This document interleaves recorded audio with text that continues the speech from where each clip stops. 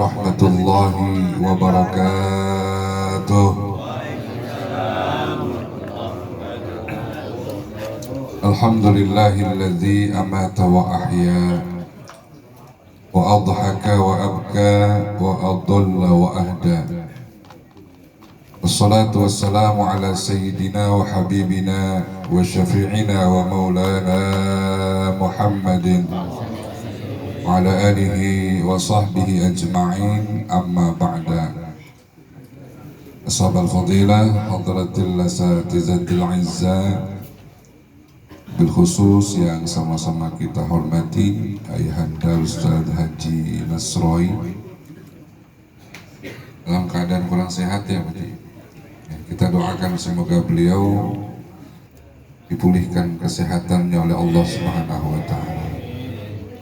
Yang sama-sama kita hormati Ketua Yayasan At-Taqwa Cabang Babelan, Kandal Mukarram Ki Haji Salamun, Ketua Dewan Kemakmuran Masjid Jamilul Khair, Kanda Ustaz Abdul Munif, Kanda Ustaz Haji Darussalam, serta para asatidz yang begitu banyak hadir. Mohon maaf tidak bisa saya sebutkan namanya, insyaallah tidak mengurangi hormat ta'zim saya, terkhusus kepada keluarga sahibil musibah, ada Syukran serta kerabat-kerabatnya, bapak-bapak hadirin ma'asyiral muslimin yang saya hormati. Malam hari ini kita berkumpul bersama di malam yang ketiga dari meninggalnya almarhumah Ibunda Ustazah Hajjah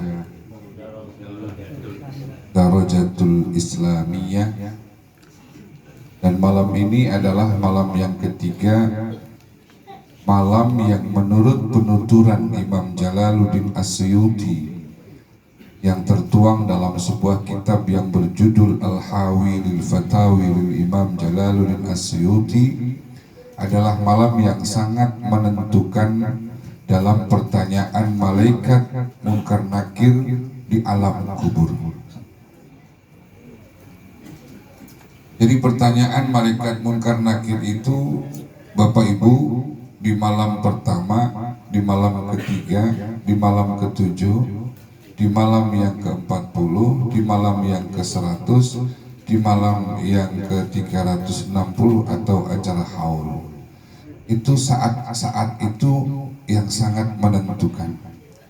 Karenanya di malam yang ketiga ini keluarga saya melihat sudah memberikan sedekah yang pahalanya tentu dikhususkan untuk almarhumah. Semoga ini ya, syukur-syukur alhamdulillah sudah bisa menjawab pertanyaan di malam pertama. Kalau sudah bisa menjawab pertanyaan malaikat di malam pertama, berarti malam ini sudah malam kesenangan buat beliau. Mudah-mudahan ini sudah merupakan malam kesenangan buat beliau. Karena pertanyaan itu yang bisa jawab di malam pertama itu berat, Pak. Yang pertama, orang yang bisa menjawab pertanyaan malaikat Munkar Nakir di malam pertama berada dalam kuburan itu adalah orang yang belum pernah meninggalkan sholat jamaah. Bagi orang yang tidak pernah meninggalkan sholat jamaah, bisa dipastikan dia bisa menjawab pertanyaan malaikat Munkar Nakir di malam pertama. Ini kelihatannya roman-romannya kayak saya sama semua yang hadir ini kayaknya susah buat malam pertama ini. Ada nggak kita di sini yang pernah ninggalin jamaah? Banyakan jamaahnya kita sembahyang apa banyakan sendirinya? Kayaknya susah kita ini untuk bisa menjawab pertanyaan di malam pertama. Kalau almarhumah bisa, Pak, Karena almarhumah tidak ada keharusan untuk berjamaah. Kita ini yang laki ada baget kata orang kampung saya mah buat melakukan jamaah, kata bahasa orang kampung saya. Balen sama baget karena ada susah maksudnya. Karenanya kita ini malam berkumpul dan saya punya keyakinan, Pak. Keyakinan saya itu tentu ada dasarnya. Dasarnya seperti yang ditulis oleh Sayyid Muhammad bin Alawi Ibn Abbas Al-Malik Al-Hasani, seperti yang tertuang dalam kitab beliau yang berjudul Mafahim Yajib an Tusohah. Itu orang yang udah meninggal ternyata masih bisa melihat keluarganya, masih bisa melihat. Bahkan di dalam kitab yang sama dijelaskan kalau dulu orang meninggal dunia, bahkan mau meninggal dunia aja itu masih bisa dititipin pesen, Pak. Saya dulu menyaksikan itu. Ada ibu ustazah, namanya Ustazah Azizah. Beliau orang Pulau Gadung. Beliau punya kakak namanya Ki Haji Soleh Pulau Gadung tuh yang ahli kitab itu. Itu pada saat ada orang sakaratul maut, beliau bisikin itu di kupingnya. Saya masih anak-anak. Ntar, ini orang lagi sakaratul maut nih. Dia ngomong begini, tak kau udah nyampe, sampai ini amal laki gua. Salamin, ya. Mudah-mudahan dia enak di sono. Bilangin gue di sini mau keluarga tenang-tenang semuanya. Itu saya berpikir waktu itu, ini apa ada dalilnya ya? Orang mau meninggal kok pakai dibisikin, pakai nitip salah. Waktu itu saya belum pesantren, belum saya gali itu dalilnya. Ternyata setelahnya ngaji kitab Mafahim, ini Mafahim saya mohon maaf dapatnya juga bukan di pesantren, bukan. Kitab Mafahim itu saya dapatkan ketika saya sudah berada di rumah dan kemudian melancong ke Mekah dan sempat berziarah ke Sayyid Muhammad bin Alawi. Kemudian saya datang ke putra beliau yang saat ini pimpinan pondok pesantren Rusaifah adanya di Mekah, dan saya minta ijazah dari beliau. Dikasihlah saya kitab itu Mafahim. Ternyata di dalam kitab Mafahim itu baru saya tahu ternyata dulu nenek-nenek itu mesen sama orang yang sedang sakaratul maut untuk disampaikan salam nanti kepada suaminya yang berada di alam barzah. Ada dalilnya ternyata. Itu yang menyampaikan, yang memfatwakan adalah Sayyid Muhammad Ibn Alawi Al-Malik Al-Hasani. Ternyata orang dulu itu udah hebat. Ini orang sekarang kayaknya banyak yang belum tahu malah. Orang dulu itu udah hebat luar biasa. Ya. Itu fakta seperti itu. Ada bukti otentik secara ilmiah yang bisa dapat kita buktikan. Nah, jadi orang yang malam hari ini kita kumpul bersama almarhumah, ini berarti kalau sudah melewati pertanyaan dari malaikat di malam pertama, berarti sudah melewati malam yang terberat. Sebab kata Sayyidina Umar radhiyallahu anhu, la ya'ti 'alal mayyiti ashaddu min al-lailatil ula. Ini beliau menerjemahkan dari hadis Nabi. Tidak ada malam yang terberat yang dialami oleh orang yang meninggal dunia kecuali di malam pertama dia berada di alam kubur. Malam terberat. Dan itu yang ditakuti oleh sahabat Umar. Sekelas sahabat Umar itu takut dengan malam pertama berada di alam kubur. Karena itu malam yang menentukan. Bisa menjawab pertanyaan malaikat munkar nakir di malam pertama, berarti malam berikutnya sudah aman semuanya. Makanya yang terberat itu adalah malam pertama berada di alam kubur. Kalau belum bisa jawab, nanti di malam ketiga. Mudah-mudahan almarhumah ini sudah mampu menjawab pertanyaan malaikat munkar nakir, sehingga beliau betul-betul sudah menikmati kuburnya menjadi raudhah min riyadil jannah. Nah kalau udah kuburnya raudhah min riyadil jannah, bapak-bapak, ibu-ibu, udah bisa kemana aja, udah kumpul sama penghuni surga yang lain. Karena orang yang meninggal itu, bapak ibu, kadang-kadang kita punya pikiran dia dimasukin ke dalam kuburan, dia dihimpit kuburan, kemudian dia merasakan sempit yang luar biasa. Itu pikiran yang kalau kita pikirin nggak masuk akal, Pak. Orang yang meninggal itu nggak ada di dalam kuburan, nggak ada. Yang ada di dalam kuburan itu adalah jasad jasmaninya, bukan jasad yang baru. Kalau jasad jasmani, maka dia berasal dari tanah, maka dipulangkan ke tanah, akan hancur dimakan cacing tanah.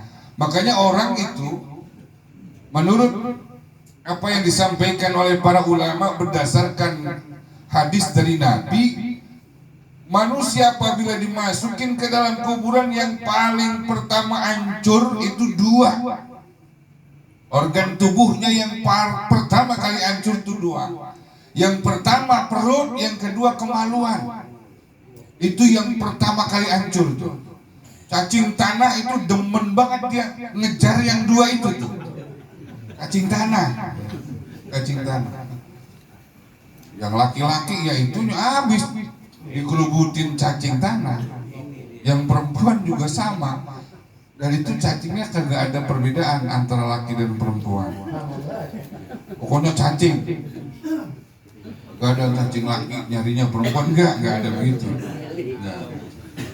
Semuanya sama. Dan yang kedua itu perut yang paling hancur duluan. Setelahnya kemaluan, perut. Karena perut ini tempat menampung berbagai macam barang-barang yang halal, yang haram masuknya di perut. Maka itu yang disikat duluan sama cacing tanah itu, Pak. Dan apakah orang yang meninggal itu tahu? Udah nggak tahu, Pak. Udah nggak tahu. Kenapa udah nggak tahu? Karena orang yang sudah meninggal dunia itu, dia kan jasadnya diganti oleh Allah. Bukan jasad jasmani lagi, tapi jasadnya nanti diganti dengan jasad dan barzakhian, jasad barzakhi. Jadi orang tuh, ini kalau menurut banyak referensi lah pokoknya, orang meninggal dunia itu malaikat maut datang bukannya tangan kosong. Malaikat maut itu datang udah bawa kain kafan, Pak. Malaikat maut datang bawa kain kafan. Bagi orang-orang yang beriman sudah disiapkan kain kafannya. Kain kafan itu untuk membungkus rohnya terlebih dahulu. Kain kafan itu disebut dengan kain kafan barzakhi namanya. Ketika rohnya keluar dibungkus dengan kain kafan barzakhi untuk menghadap kepada petugas malaikat yang berada di Illiyin. Karena saat itu malaikat akan mencatat bahwa si fulan telah berpulang ke rahmatullah. Jadi roh kita dibawa ke sana dulu, ke Illiyin namanya. Dilaporin deh tuh. Ada pendataan, Pak. Ada sensus penduduk. Fulan, siapa namanya? Fulan tulis. Baru dari sono dibawa turun lagi ke bumi. Ketika sudah sampai di bumi, baru dah tuh dia ngeliatin tuh jasadnya tuh, jasad jasmaninya tuh. Ruh turun dulu ke sini. Turun di sini ngeliat jasad jasmaninya tuh. Dikerubutin sama saudaranya pada nangis, dilihatin itu merohnya. Jadi tahu berarti. Maka sering saya sampaikan, apabila jasad itu masih ada, tolong kita nih bapak-bapak, ibu-ibu yang jadi ahli waris jangan kemana-mana dulu, jangan ngomong-ngomong yang kagak enak. Segala sertifikat yang tanah pondok soga ditanyain, ngapain? Dia dengar, dia tahu, dia lihat, masih ada tuh di awang-awang gitu, masih ada di situ, dia duduk tuh, dimandiin, dia lihat, diazanin, pokoknya dia lihat semuanya. Nah ketika sudah masuk ke alam kubur, habis disolatin tuh baru diberikan jasad yang baru dia. Roh yang tadinya ngikutin, roh itu dikasih jasad baru. Jasad baru itu namanya jasad dan barzakhian. Jasad barzakhi, bukan jasad jasmani lagi. Jasad jasmani itu nanti dimakan cacing tanah. Kecuali orang-orang yang mati syahid seperti Sayyidina Hamzah yang kemudian kita tahu jenazahnya masih utuh, syuhada Uhud, orang-orang yang hafal Quran itu masih utuh jasadnya dia mah. Jasad jasmaninya masih utuh. Tapi jasad jasmaninya itu sudah tidak ditempati oleh rohnya. Rohnya itu sudah punya jasad sendiri, namanya jasad barzakhi. Jasad barzakhi itulah yang nanti akan ditanya oleh malaikat. Pertanyaan itu bocoran, jawabannya kita udah tahu. Kan marrobuka. Nabi Yuka udah dapat bocoran, kita dah tinggal hafalin doang, Pak. Tapi hafalin juga perlu sembahyang. Ngapalin doang lagi kagak sembahyang. Ntar mah di sono bukannya mulut kita lagi yang menjawab, tapi amaliyah kita yang jawab. Nah, jasad barzakhi itulah nanti yang akan dimasuki oleh rohnya, dan roh itu dengan jasad barzakhi dia bisa duduk di alam kubur, bukan di dalam kuburan. Kadang-kadang orang pada takut sama kuburan. Ini yang geblek siapa sih? Sama kuburan takut. Emang ngapa takut sama kuburan? Emang dia galak? Galak, Pak. Itu kita sering dengar Ustadz ada di YouTube orang lagi diseksa kedengeran, direkam, bohong. Bohong itu. Kenapa bohong? Pelajari tentang 5 alam coba. Ada alam nasut, ada alam lahut, ada alam jabarut, ada alam hahut. Orang yang sudah berada di alam barzah bukan di alam nasut. Alam nasut itu alam yang bisa disentuh, dunia bagian daripada alam nasut. Dan alam barzah bukan alam nasut. Dia di atas alam nasut. Kalau dia di atas alam nasut artinya sudah nggak bisa lagi alat-alat canggih seperti handphone ada hubungan ke sono. Kalau bisa mah Pak, ada yang meninggal, coba taruh handphone di dalam. Ya kita siaran langsung. Streaming. Iya kita siaran langsung, tanya, ayo kita lihat di sini, kita pantau rame-rame, ayo. Ternyata ada nggak malaikat yang nyampe di situ? Kalau misalkan kagak bisa jawab, kita bantuin. Bukan begitu jawaban. Jawaban yang benar ini. Nggak ada, udah nggak ada hubungan.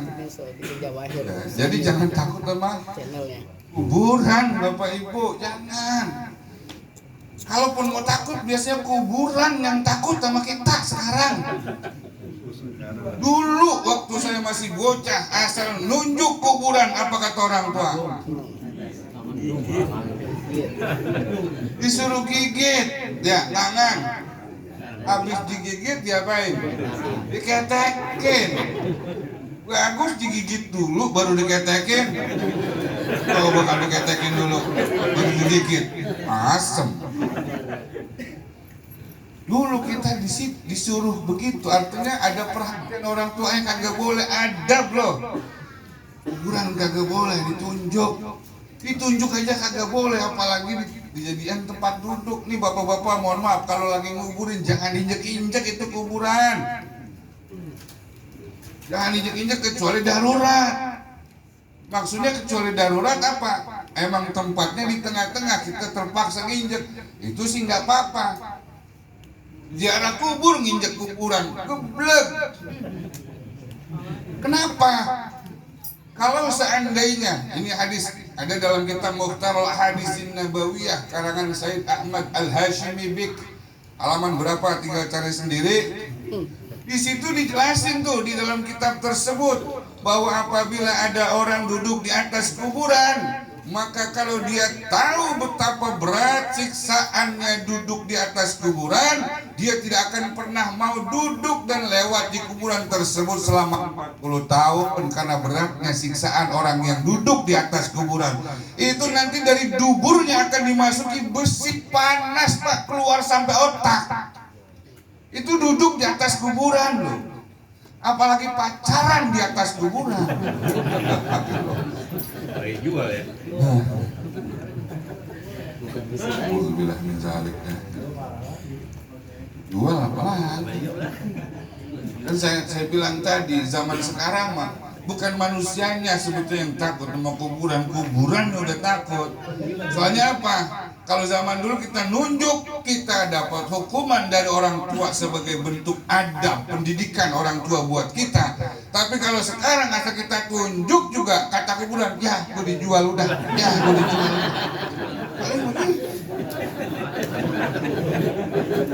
Nah yang itu, kalau 10 kuburan, kalau sekian, apalagi itu nggak mahal, rebut bisa, masya Allah.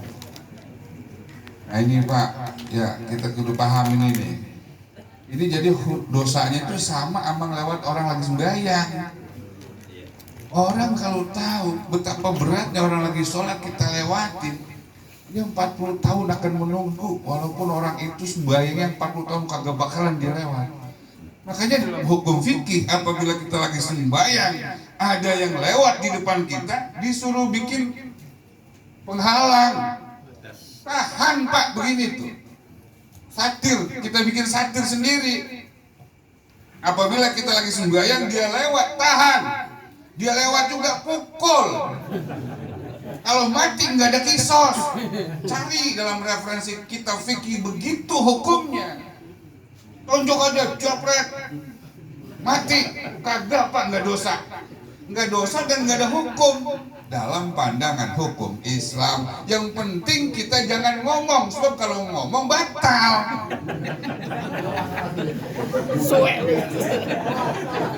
Pakai awal jangan, bocah bertahan begini masih tahan aja, masih melewatkan.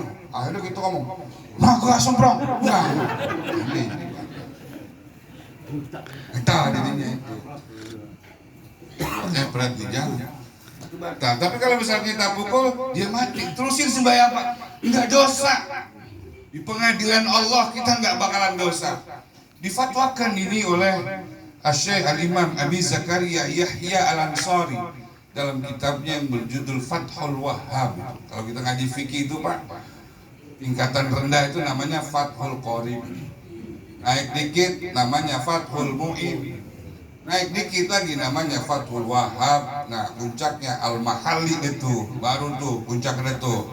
Ya bapak-bapak udah sampai mana nih ngajinya? Mahali udah mahali. Nah kita di sana di masjid insya Allah kita ngaji Fathul udah level 2 tuh kita tuh. Iya udah level 2 walaupun asal guru ngebet.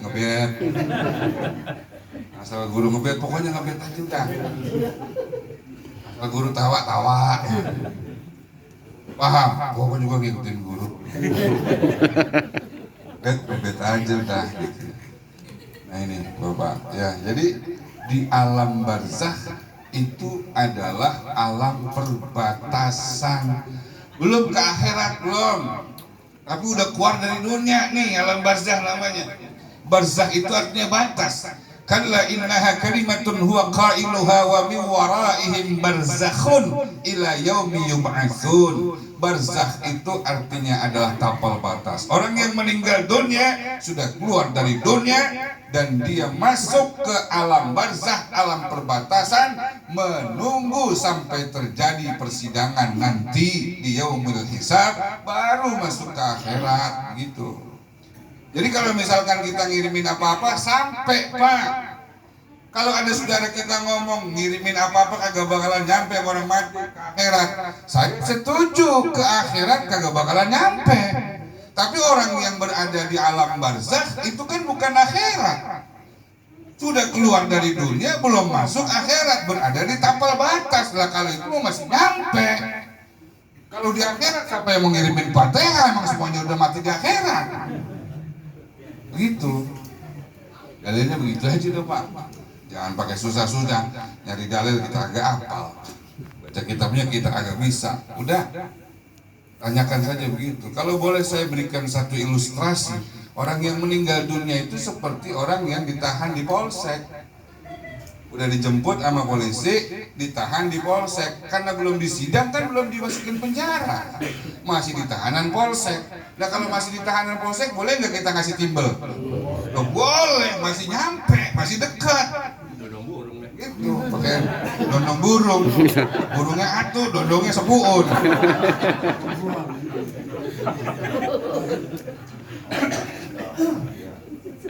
Jadi saat ini almarhumah berarti sedang ada di sana. Tahu apa kan? Pak, tahu. Saya kasih gambarannya. Tidak. Jadi orang yang ada di dunia ini seperti orang yang ada di TV. Orang yang ada di alam barzah seperti orang yang ada di luar TV. Kita ini di dalam TV ini. Orang yang berada di alam barzah di luar TV. Berarti kita action apa aja mereka tahu. Makanya Nabi pernah pesan tuh, jangan sakiti orang-orang yang telah meninggal di antara kalian dengan tingkah laku kalian. Karena mereka melihat, mendengar apa yang kita bicarakan dan mereka tahu. Begitu. Makanya sering saya di kampung saya katakan, kalau malam Idul Fitri, malam Idul Adha, kita sebagai orang yang masih hidup, tolong kirimin dulu doa-doa, kirimin dulu sedekah, sebab mereka itu diizinkan pulang oleh Allah dari alam barzakh ke alam dunia. Makanya fikih itu mengatur kalau orang yang melakukan hubungan badan di malam Idul Fitri, Idul Adha, kalau dia jadi anak-anaknya pasti cacat. Makanya baik-baik. Udah tahu begini awas besok. Anaknya buta bisa. Baik. Iya, jangan. Pernah kita omongin ya? Malu kita melakukan hubungan badan di malam itu sementara bapak kita ruhnya pulang. Kagak malu-malunya. Cuman dia kagak kata, dibocah. Lagi nyampe begini. Karena gue didoain. Nih biar paham Pak. Ya. Nanti kalau misalkan dia nyampe, dia cuma berharap doa doang dari kita atau sedekah. Makanya kalau bisa di malam Idul Adha, di malam Idul Fitri, habis sholat Isya udah kita lakukan doa bersama. Ada sedekah yang kudu kita bawa nampan dari rumah, bawa ke masjid, makan bareng. Kita doain mereka tuh para arwah yang sedang menyaksikan anak keturunannya. Kalau misalkan mereka itu mendapatkan doa, mereka akan berteriak dengan satu teriakan yang sangat keras dan itu didengar oleh malaikat-malaikat yang ada di langit. Teriakannya berbunyi, wa sa'adah, alangkah bahagianya saya, wa ahlah, aduh anak keluargaku ternyata memperhatikan aku, memberikan sedekah buat diriku. Itu ruh teriaknya begitu. Tapi kalau misalkan dia lihat anaknya, emaknya, semuanya lagi pesor aja digujengin. Pesor apa? Daging. Dia pulang, apa katanya? Wah halaka, ya tong, ya no, cilaka. Wah, gue diizinin pulang oleh Allah untuk melihat keluarga gue yang ada cuma lagi godok pesor, yang ada lagi godok daging, bikin ketupat dan lain sebagainya. Kagak ada yang doain. Teriak dia Pak dengan teriakan yang sangat keras dan didengar oleh malaikat-malaikat yang ada di langit dengan teriakan wahalaka, cilaka, gua punya anak sekolah tinggi-tinggi lu. Ilah lu digamparin lu sama orang tua kita. Di situ tuh. Ayo nih, udah tahu begini besok Idul Fitri, Idul Adha. Kalau perlu membekal sebelum Idul Fitri. Ya besok jangan, udah ngasuh dulu. Orang tua kita pada pulang. Bawa kita, ya kita, engkau kita udah kumpul di atas rumah kita. Ini karena kita ini dosanya banyak, jadi banyak hijab di dalam hati kita. Karena banyak hijab, banyak penghalang, banyak dinding di dalam hati kita, kita nggak bisa nembus ke alam mereka. Tapi kalau misalkan ini hijabnya, satirnya, sedikit demi sedikit kita hapuskan, kita akan bisa menembus kepada itu, Pak. Sebetulnya orang yang mau meninggal dunia itu hijabnya udah diangkat, Bapak Ibu. Maksudnya apa? Orang yang mau meninggal dunia itu hijabnya udah diangkat. Kalau misalkan dia melihat ada orang yang meninggal dunia, bapaknya, engkongnya di masa lalu, dan dia lihat, dia ngajak pergi bareng, itu bukan halusinasi, bukan.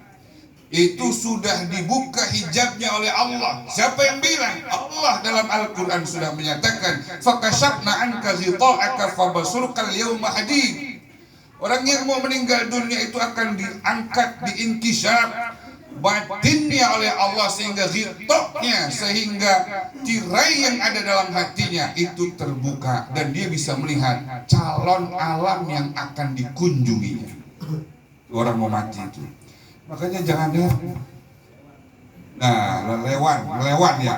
Iya, orang Karang Tengah juga nyebutnya begitu, ngelewan. Lelewan. Iya.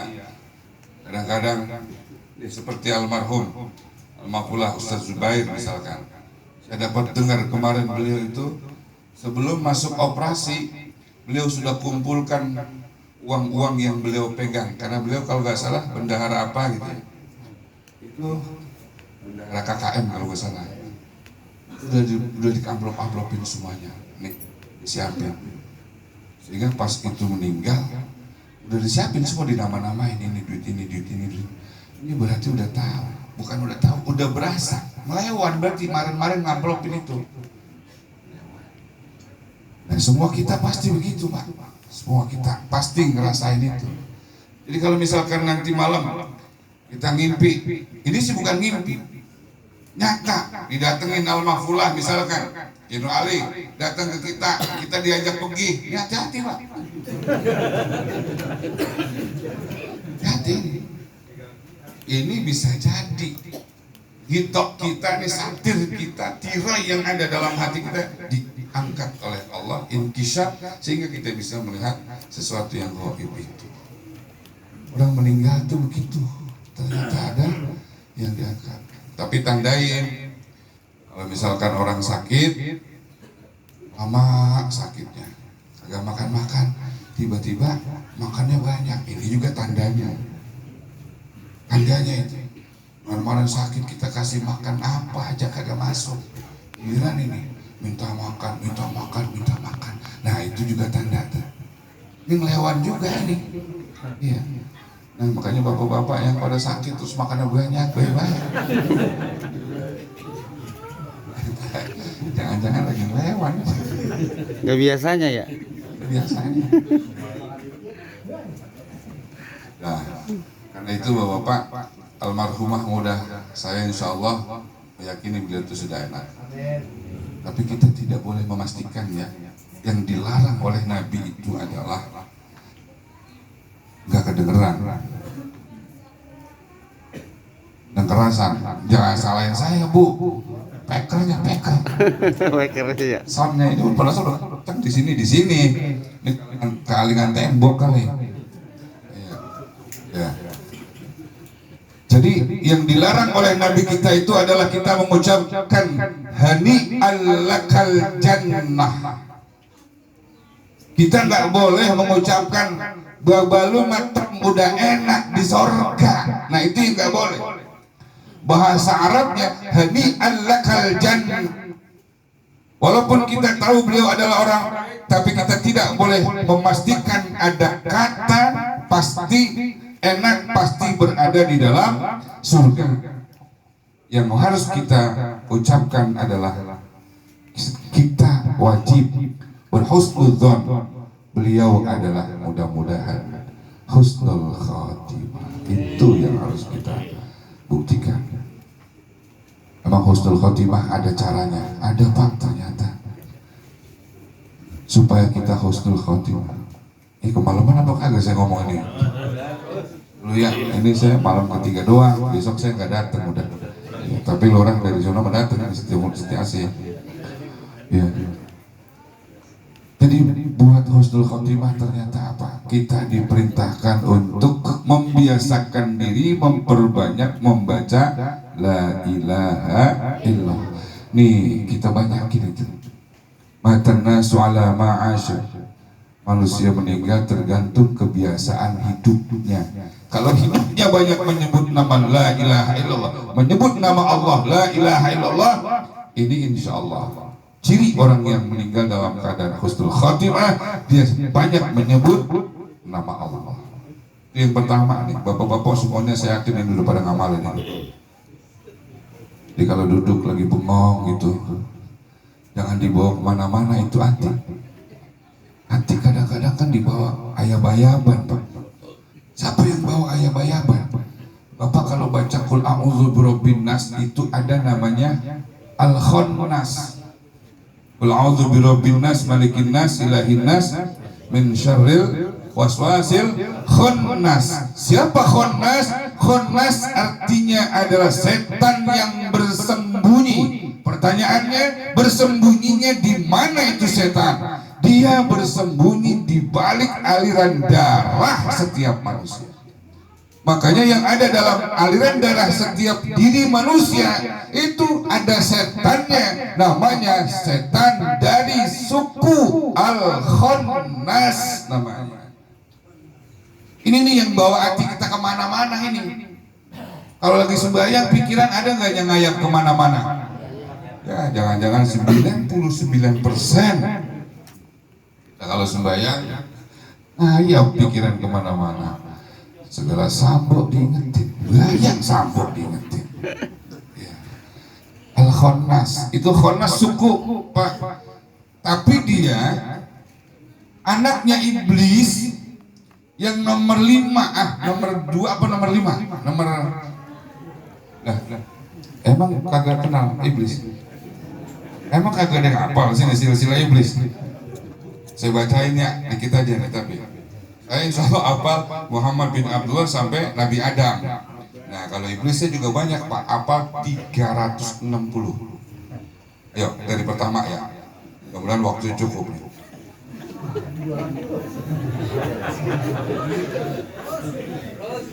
Pertama iblis. Iblis bukan nama aslinya Pak, bukan. Iblis itu artinya orang yang diputuskan dari rahmat Allah, itu gelar. Nama aslinya Azazil namanya.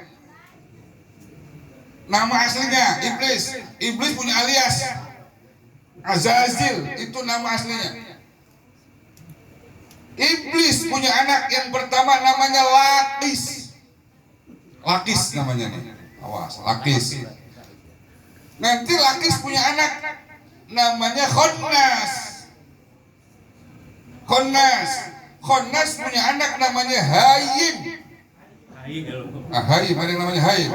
Waduh. Bang, ganti bang.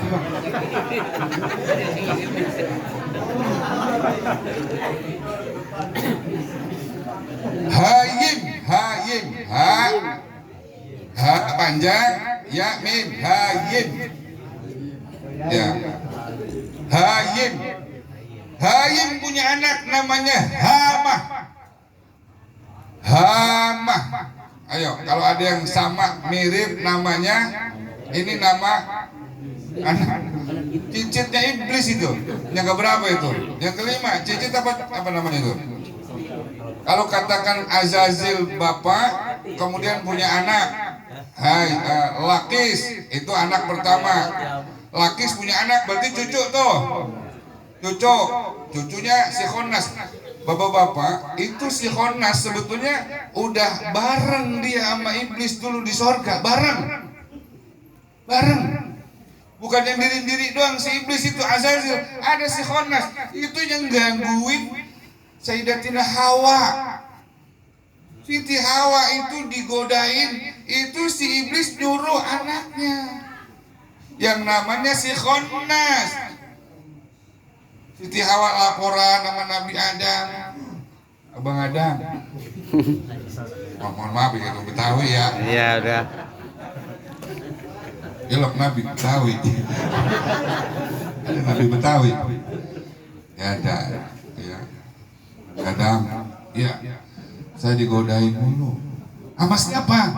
Anaknya iblis. Godain apa? Pokoknya ngajakin apa namanya, saya disuruh main belum main. Maksudnya itu supaya gitu digoda sejak awal biar keluar dari surga. Ya malah bisik-bisik. Bukan bisik-bisik, Bu, orang sama kan ada intonasinya. Masa begini udah main orang bebelan ya. Dulu.